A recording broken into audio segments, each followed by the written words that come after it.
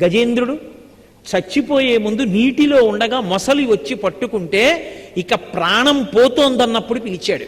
అది కూడా అర్థమయ్యేటట్టు కూడా పిలవాల.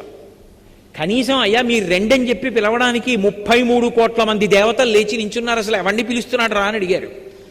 ఏమో అర్థం కాలేదని కూర్చున్నారు. దేవతాలోకానికి అంతటికీ అర్థం కాల ఎవరిని పిలిచాడు. ఎందుకని? అసలు ఏ పేరు వాడలేదు, ఏ గుణము వాడలేదు.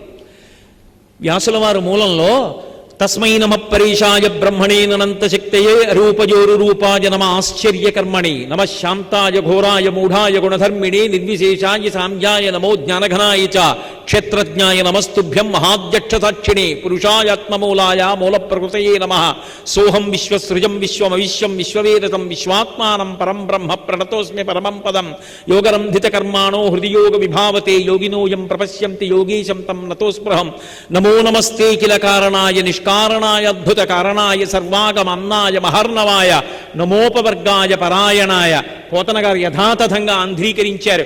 ఎవ్వని చేజనించు జగమెవ్వని లోపల నుండు లీనమై ఎవ్వని ఎందుడిందు పరమేశ్వరుడెవ్వడు మూల కారణం వెవ్వడనాది మధ్యలయుడెవ్వడు సర్వము తానయైన వాడెవ్వడు వాని యత్మభౌ ఈశ్వరునే శరణంబు వేడెదన్.